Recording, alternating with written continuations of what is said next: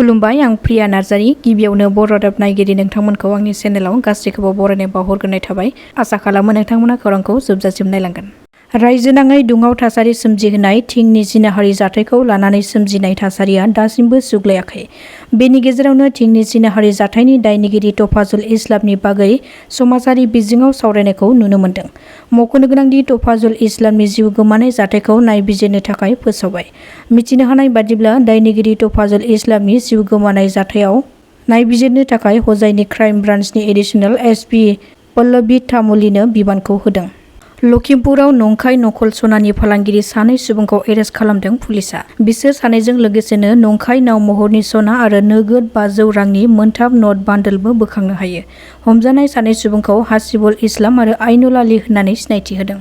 गेलेमु बिथिङाव जौगाहोनो आरो थुलुंगा होनायनि थांखिजों बिटिआर सोरखारा बिटिआरनि गासैबो बियाबनि सिङाव क्लाबफोरनो फुटबल गेलेनायाव नांगौ जानाय बायदि मुवा बेसादफोरखौ राननायनि थांखि लानाय बादियैनो मैया जमदुवार बियाबनि सिङाव थानाय क्लाबफोरनो राननानै होयो। मैयानि बे हाबाफारियाव बारग' एमएलए हेमेन्द्र नाथ ब्रह्म, गसाइगाव जिल्ला इउपिपिएल दोलोनि लोगो आफादगिरि लकनाथ नार्जारी, लाइमोन गांखंनि आफादगिरि राजिब नार्जारी बिथांमोनजों लोगोसे गसाइगाव जिल्ला इउपिपिएल आरो जमदुवार ब्लक इउपिपिएलनि गोबां दैदेनगिरिफोरा बे हाबाफारियाव बाहागो लानायखौ नुनो मोन्दों।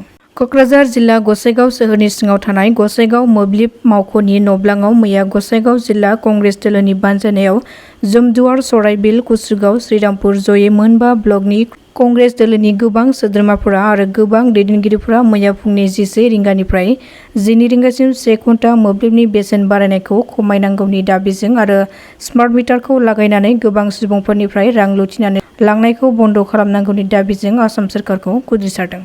बिटिआरनि इएम रेवरेवा नार्जारी बिथांखौ इएम बिबाननिफ्राय बोख्लायबाय।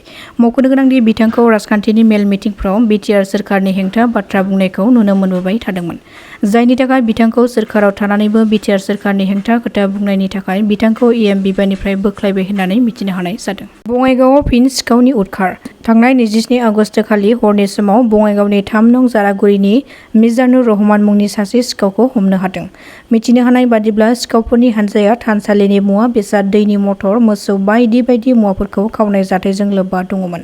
सिखावआ राइजोफोरनि गोख्रों सेबनायाव बेफोर खावनाय जाथायफोरखौ बुंनानै लादों। बेनि अनगायैबो बे सिखावनि हानजाया ड्राग्स फालांगिरिजोंबो लोब्बा दं होननानै सुलुनिफ्राय मिथिनो मोननाय जादों। बे जाथायखौ खौरां मोननायनि उनाव पुलिसआ सिखाव खावनो फैनाय दुथां सुबुंफोरखौ एरेस्ट खालामो।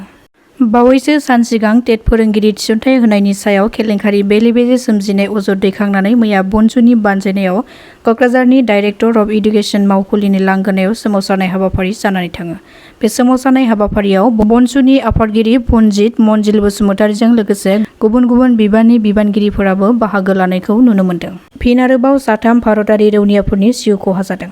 मिथिनो हानाय बादिब्ला भारत आरो चीन सिमायाव पेट्रलिं खालामनायनि उनाव गिख्रंथाव जाब्रबथाय जानायनि जाहोनाव 3 रौनियाफोरा दुखुनांथावै जिउ खहा जादों आरो गुबुन 4 रौनियाफोरा गोब्राबैनो जोखोम जादों। जिउ खहा जानाय 3 रौनियाफोरखौ हाबिलदार निकात सिंह नाइक, मुकेश कुमार आरो सासेखौ आशीष कुमार होननानै मिथिनो मोन्दों। सुलुङाव फोरमायथिनाय बादिब्ला भारत आरो चीननि सिमायाव भारतारि रौनिया हानजाया पेट्रलिं खालामखांनायनि उनाव तिनिसुकिया फारसे फैबाय थानाय समावनो ड्राइभारआ गारिखौ सामलायनो हायैनि जाहोनाव बे गिख्रंथाव जाब्रबथाया जादों। गोब्राब जोखोम जानाय रौनियाफोरखौ मोजां फाहामथायनि थाखाय जरहाटनि देहा फाहामसालियाव थिसननाय जादों होननानैबो मिथिनो मोनबावनाय जादों। धेकियाजुलियाव खारबाय थानाय बास गारियाव सासे लाइमोन हिन्जावसाखौ गाज्रि आखु दिन्थिनायनि थाखाय सासे सुबुंखौ हमदों।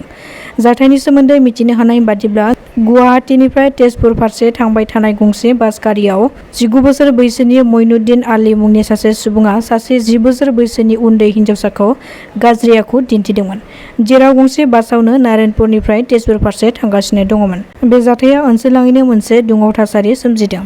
दासिमनि खौराङा एसेनोसै। नोंथांमोना खौरांखौ नायनानै मोजां मोनदोंब्ला चेनेलखौ साबस्क्राइब खालामनानै लानो हागोन। गोजोन्थों।